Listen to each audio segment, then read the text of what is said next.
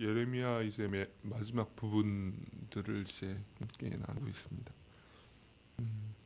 이제 예루살렘 향해서 그리고 또 이집트를 향해서 이집트로 편하지 말기를 이렇게 말하던 예레미야가 이제 열방을 향한 심판을 이야기하고 있는. 우리는 이제 볼 수 있습니다.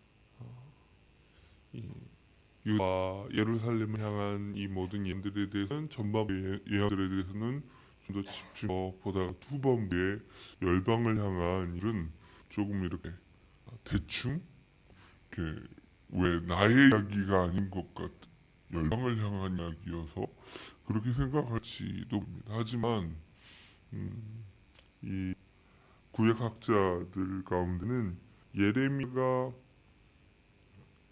그 열방을 향해서 이렇게 예언한 이 예언이 예언은 다 예언시거든요. 예언시거든요. 우리는 이제 삶처럼 이렇게 번역됐지만 실제 히브리어로는 이게 운율이 있는 시입니다.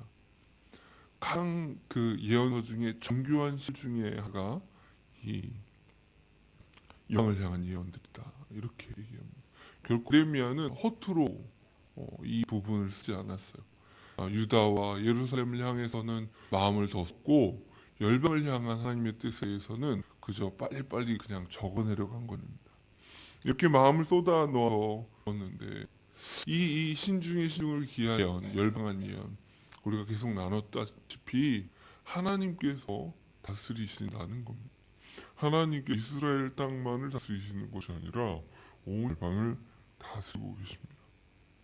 네, 문제는 이번에 뿌리 내린 사람들에게 여러분 어떨 것 같습니까? 처음에 포로로 잡혔을 때에 바벨론의 이들은 정말 빨리 오고 싶었어요. 빨리 유다로 돌아오고 싶었고 빨리 예루살렘 오고 싶어서 심지어는 거짓 스자가 얘기를 해도 맞아 그렇지 수긍을 하면서 어떻게든 빨리 밤을 떠나 포로로 그 땅에서 비참하게 끌려서 억지로 그곳에서 죽게 사는 그 삶을 빨리 멈추고 유다로 돌아오고 싶었는데 예레미야를 통해서 편지를 받지 않았습니까? 그곳에 눌러 앉아라. 자식도 낳고 시집 장가도 보내고 그리고 거기서 그 바벨론의 안녕을 구해라. 그 바벨론 도서 평화를 해라. 너희 그렇게 살아라. 어떤 이들은 그것에 분노했을지 모르지만 어떤 이들은 그 말을 따랐습니다. 그리고 그곳에서 사는 그 삶을 부르심으로 받아들이는 거죠. 그래 하나님이 나에게 이 바벨론 땅, 내 원치 않는 이 땅, 나의 고향이 아니고 내가 영원히 속했다고 생각할 수 없는 도저히 이 땅에 머무르라고 말씀하셨으니 내가 머물러야 되겠다. 자식도 낳고 그곳에서도 사고 사업도 하고. 그런데 오늘 말씀은 어떠십니까? 이제 그 바벨론을 멸망시키신 거예요. 그리고 빨리 그곳을 떠나라고 말씀하십니다. 바벨론의 바벨론을 통해서 하나님 받았던 것 동일한 패턴으로 이제는 하나님께서 바벨론 이제 멸망시키고 하십니다. 바벨론을 도구로 유다와 또 심지어 이집트와 그리고 앞에 쭉 들어서 바벨론을 심판하십니다. 이제 하나님께서 바벨론의 성벽을 무너뜨리기 위해서 싸우십니다. 패망한 예루살렘의 성벽 안에서 벌어졌던 끔찍한 살육과 비참함이 바벨론의 거리를 뒤덮게 될 것입니다.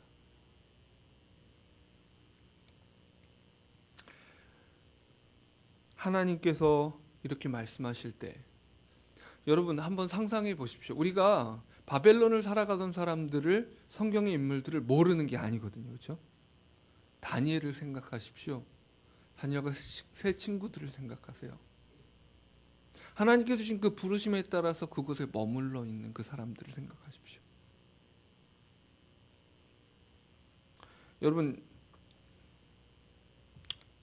내가 속한 곳이 하나님이 보내신 이곳이 바벨론처럼 여겨지는 상황들을 우린 수없이 살아갑니다. 그래서 그 바벨론처럼 여겨지는 그 상황에 있지 않고 싶은 젊은이들은 어떻게 얘기하냐면 나는 기독교 기업에 취업을 하겠다고. 하나님이 다스리는 땅에 있고 싶다는 얘기입니다. 근데 여러분 어떻게 다 기독교 기업에 취업할 수 있나요? 젊은이들이? 그 취업이 어려운데. 그리고 또 기독교 기업은 다 기독교라는 이름을 다른 회장님이 그 오너가 기독교인이면 다 하나님이 다스리는 것 같은 회사를 세우나요? 그렇지 않잖아요. 하지만 이렇게 뭔가 불법이 다스리는 것 같은 곳에는 가고 싶지 않다는 거죠. 제가 아는 한 청년이 회계사 자격증을 땄어요. 그런데 회계사 일을 한다는 것이, 그리고 기업에 들어가서 회계부서에서 일한다는 것이 사실은 상당히 쉽지 않거든요.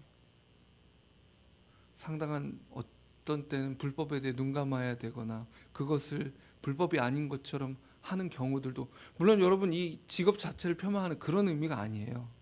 모든 직업에 있어서 이런 일이 일어나고 있다는 거죠. 그렇게 할 때 이 친구는 그 직업을 선택하지 않기로 결정을 했어요. 자, 그런데 하나님께서 그에게 거기로 들어가라고 말씀하시면 어떡하죠? 바벨론으로 들어가서 살라고, 그 불법이 있는 곳으로 들어가서 살라고, 그것이 그 부르심일 때는 어떻습니까?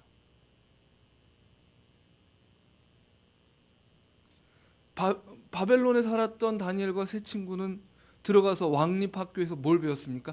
점치는 법이 주요 과목입니다. 하늘을 보고 점치는 법, 이런 게 주요 과목이에요. 그 바벨론의 엘리트들이 하는 일이 그런 일이란 말입니다. 어떻게 했을까요? 안 배웠을까요? 배웠을 겁니다. 여러분 다니엘서에 보면 성적이 우수했다고 나와 있잖아요. 그 바벨론에서 들어가서 살라는 그 부르심, 그리고 그것을 받아들이는 사람, 뭔가 불법을 자행하는 어떤 기업에 들어가는 것이 부르심이라고 여길 때 그곳에서 나는 어떤 역할을 하고 있어야 하는가. 또 어떤 업계에서 정말 불법이 너무 난무하는 그 환경 속에 있는 직업들이 있을 거예요. 직업마다 어떤 도덕적인 그 기준들이 업계 상식이 좀 다르잖아요, 그죠? 그러면 그 어떻게 해야 될까요? 여러분, 그 노예 제도가 있는 나라에서 살아야 할까요? 그 노예 제도를 없애기 위해서 씨름하고 투쟁했던 사람들이 있는 반면에 그 상황에서 어떻게 주인을 좋은 노예로서 잘 섬길 것인가를 생각했던 사람들도 있죠. 이 땅에서는 어떤 도덕적 수준이 하나님 나라에 도달할 수 없습니다. 그렇게 그 바벨론에서 살아가는 그 부르심, 이 부르심을 충분히 생각할 때 오늘의 예언이 또 다른 의미를 가집니다. 이제 그 부르심을 받아들여서 그곳에서 내가 어떻게 살아야 할까를 매 순간 고민하며 주변에서 벌어지는 그 불법과 그 모든 것들을 보면서 하나님, 내가 지금 어떤 선택을 해야 될까요? 정말 바벨론을 살아간다는 것은, 바벨론에서 부르심을 따라 살아간다는 것은 풀무불을 각오하는 일인데, 사자굴을 각오하는 일인데, 그렇게 풀무불과 사자굴이 곳곳에 도처에 내가 하나님이 왕이시라는 것을, 하나님이 나를 다스리신다는 것을 인정하기 위해서 순간순간 위험을 무릅쓸 수밖에 없는 그 바벨론에서 이렇게 살아왔는데, 이제 때가 차서 하나님께서 부르시는 거예요. 너 다 놓고 나와라. 너 거기서 지금껏 열심히 쌓아 올리고 애썼던 거 다 놓고 나와라. 이제 내가 바벨론을 칠 거다. 죄가 그 땅에 가득하다. 하나님은 변덕스러운 분이실까요? 들어가서 눌러앉아 살라고 하실 때는 언제고, 이제 한 세대, 두 세대, 세 세대가 지나서 뭔가 좀 쌓이고 그곳에서도 좀 살만하고 인정받을 만하니까 이제 나오라고요? 아니요. 여러분, 예루살렘이 그들의 성벽이 아니고 하나님이 그들의 성벽이 되길 원하셨던 것처럼 이제 정착한 그 땅 바벨론이 그의 성벽이 아니라 여전히 하나님께서 성벽임을 인정하고 살기를 원하시는 겁니다. 하나님이 다스리신다. 그것을 확인하는 또 다른 방법이 그를 이제는 너를 불러내서 시온에서 하나님의 공의를 여호와의 일을 선포케 하실 것이라고 말씀하시는 것입니다. 정말 간절히 원했던 때에는 그 구원을 이루시지 않더니 이제는 그곳에서 마음을 좀 놓으려고 하니까 이제 너의 구원이 이제 때가 찼다 말씀해 주시는 겁니다. 복음이 무엇입니까? 하나님이 다스리신다는 얘기입니다. 이렇게 그 황제가 다스리던 시대에 어떤 영토를 이 황제가 정복을 했어요. 군대를 보내서 정복했어요. 그러면 사신이 와서 이제 이 전령이 와서 이제 왕이 그 땅을 다스린다 이야기하는 게 이게 복음의 어원이에요. 이제 하나님께서 바벨론을 다스리신다. 어떤 방식으로요? 그들이 쌓아 올린 그들의 성벽을 허무시는 방식으로. 바벨론의 느부갓네살이 개인적으로 경험했던 자기가 정말 그 온 땅에 가장 높은 절로 착각해서 있다가 정말 들짐승들처럼 정신이 나가가지고 있었던 그 수년의 시간을 보냈던 것처럼 이제 개인적으로 경험했던 그 일을 바벨론 나라 전체가 경험하게 될 것입니다. 하지만 그 와중에 말씀하시는 거예요. 우리 한번 읽어보겠습니다. 5절 말씀입니다. 시작. 이스라엘과 유다가 이스라엘의 거룩하신 이를 거역함으로 죄가가 땅에 가득하나 그의 하나님 만군의 여호와에게 버림받은 호라비는 아니니라. 여러분, 이스라엘의 범죄를 하나님이 잊으신 것이 아니지만 버리지는 않는다. 내가 너희를 버리지는 않겠다. 너희를 그래서 구원한다. 바벨론 가운데서 도망해 나와서 각기 생명을 구원하고 그 바벨론의 죄악과 함께 너희가 함께 끊어지는 것을 보지 말아라. 하나님이 바벨론을 심판하실 때 너희까지 멸망시키시려는 것이 아니다. 여러분, 바벨론을 살아가지만 언제든지 하나님이 부르시면 그 바벨론을 놓고 나올 수 있는 사람. 여러분, 이게 너무나 어려운 일인 걸 우리가 알잖아요. 그렇죠? 여러분, 이 한국 땅에 살아가다가 독일로 또 미국으로 이민을 갔던 분들이 거기 있는 모든 걸 다 놓고 나온다는 게 얼마나 힘든 일인지 얘기 들어보면 금방 알 수 있잖아요. 여러분, 다른 지역에서 사시다가 화성에 오셔가지고 이제 뭔가 좀 정착할 기반이 생겼는데 갑자기 떠나야 된다. 이거 정말 황당한 일 아니겠습니까? 그런 일들이 우리에게 벌어질 때 우리는 생각해야 됩니다. 내가 정말 어디에 속해 있는가? 내가 누구에게 속해 있는가? 우리에게 물으시는 거예요. 너는 누구에게 속했느냐? 예루살렘 성벽을 붙들고 부들부들 떨던 그들에게 물으셨죠. 너를 지키는 것이 무엇이냐? 이 성벽이냐? 너는 예루살렘에 속했느냐? 하나님께 속한 것이고 하나님이 성벽이 되어주셔서 우리를 지키시는 것이죠. 바벨론에 이제 영주권도 받았어요. 시민권도 받았어요. 이제 그에게 너는 누구에게 속했느냐 물어보실 때 저는 하나님께 속했습니다. 저는 하나님께 속했습니다. 정말 평생을 살아오던 그 땅에서 아브라함을 부르실 때에 본토 친척 아비집을 떠나 아브라함은 무엇을 선택한 겁니까? 본토 친척 아비집, 자기가 속한 것이 그 물리적인 땅과 그 직업과 그 모든 것이 아니라 나는 하나님께 속해 있습니다. 그 여생을 떠돌이로, 유목민이잖아요. 유목민, 떠돌이로 텐트 쳤다가 걷었다가 양 몰고 여기로 갔다가 저기로 갔다가 그 삶을 받아들였습니다. 그리고 부르시는 그곳에 머무는 것입니다. 여러분 다시 한번 오늘 본문을 통해서 하나님께서 우리에게 물어보세요. 너는 어디에 속했느냐? 바벨론으로 부름받아 바벨론 한가운데를 살아가고 있는 우리에게 다시 한번 물어보시는 거예요. 그곳 하나님께서 치실 때에 다 놓고 나올 수 있느냐? 그 안정과 뭔가 좀 괜찮아 보이는 그 허상이 내게 아른아른 하는 그 시점에 이것이 허상이라고, 나의 성벽은 여전히 하나님이시라고 다시 한번 고백할 수 있느냐 말씀하시는 겁니다. 무엇이 우리의 안전을 보장하겠습니까? 무엇이 우리를 안정되고 안전하게 만들겠습니까? 우리가 지금 움켜쥔 뭔가가 우리를 안전하게 만드는 것이 아니라고 다시 한번 확인시켜 주시는 은혜입니다. 여러분, 잘못된 걸 구원으로 붙잡으면 그 사람처럼 비참한 것이 없잖아요. 다시 한번 우리의 마음을 향해서 우리가 설교할 때입니다.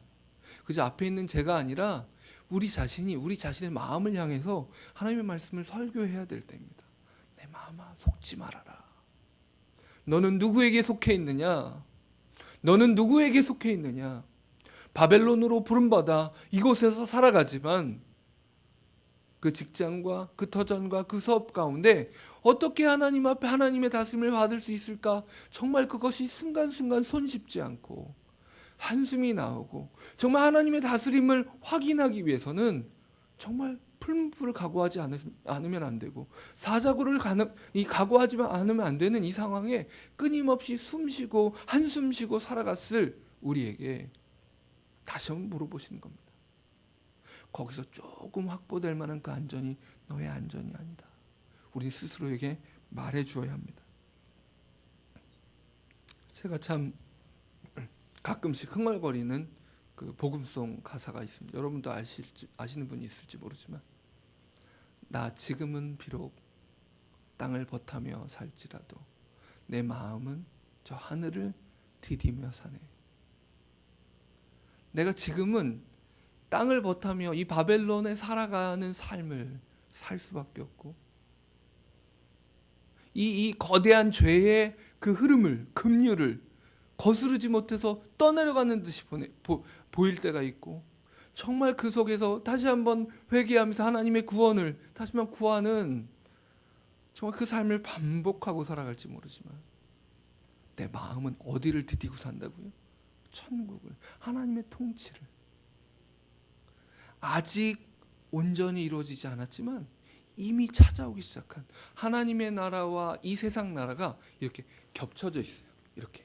무슨 얘기냐면 중국 같은 거대한 나라, 전 사실 안 가봤지만 얘기 들어보면 이런 거죠.